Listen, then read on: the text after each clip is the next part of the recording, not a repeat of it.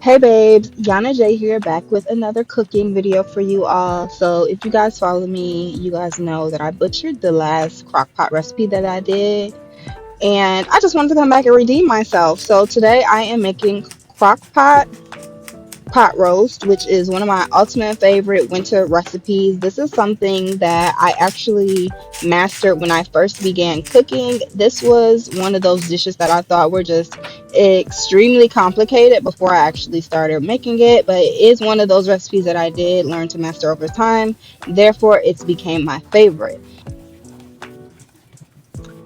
Okay, so boom, let's get into it right here. You kind of just see me marinating the meat, making sure all of my seasoning gets all over there. I don't know if you've seen it already. I probably didn't record it, but I added some oil, of course, and then I go in and I pop some holes in that meat.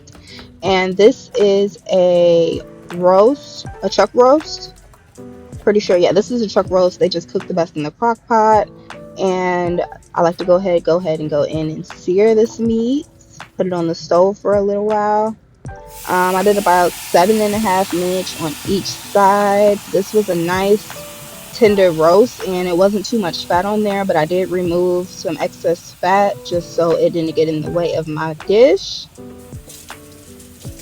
Okay, so personally, this is the stuff that I would not skip when making crock pot roast. This really just locks in all of the flavors, and with that oil and searing it on the stove, just letting it brown on each side will really increase the flavors and just preserve as much juice as you can that comes out of the skillet, and just go ahead and drench it over the top. And trust me, it's gonna bring all the flavor to your dish. Okay? See, I got a little bit of excess juice that I have preserved from the skillet, and I went ahead and added it with the beef broth. Now, this is just one of my favorite recipes to cook in the winter just because it's so hearty and it's so good when you have all of your fresh vegetables. Okay, we'll get into my vegetables in a little bit. Okay, so boom, you already know you got to come in with that fresh onion and that fresh garlic. That's going to bring a flavor of its own to your dish. Don't miss out on that. Don't skip out on that. And today I was able to grab some bay leaves. And anytime I add bay leaves to any dish, it just brings its own kind of vibrational frequency to the dish. And I got some fresh rosemary, and rosemary is very strong. But once again, this brings this whole different vibration to the dish itself. Whenever you incorporate fresh vegetables and fresh herbs, I would do so if the dish permits. And most dishes do permit for fresh herbs.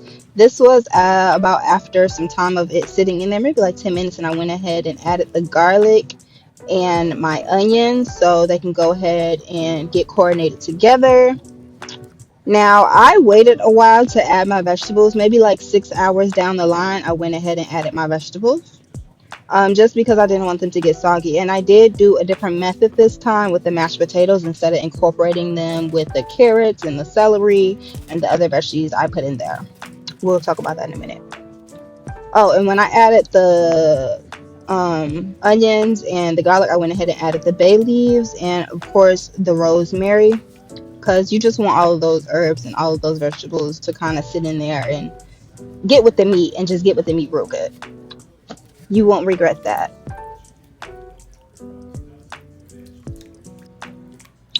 All right, so this was at about the 4.5 hour mark. The meat was already nice and just about tender, but it was a great time to go ahead and add the vegetables. Now, I like to switch up the vegetables every time I cook cock roast. Every time I cook pot roast, yeah, I switch up the recipes. So this time I did fresh carrots, fresh celery, and I did chopped up broccoli, and I added some what do you call it? Some fire corn. I think that's what it's called. It's like some grilled corn, and I incorporated that as well, which you'll see in a few seconds.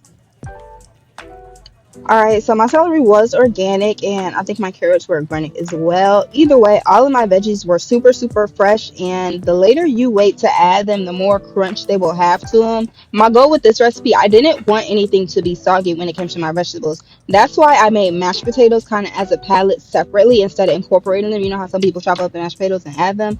No, this time I just decided to make them into mashed potatoes and kind of make them a bed for the pot roast to lay on. That way they can just be its own separate thing, and I don't miss any flavoring, and I don't end up with any soggy mashed potatoes in the bottom of my pot roast. And it came out fabulous.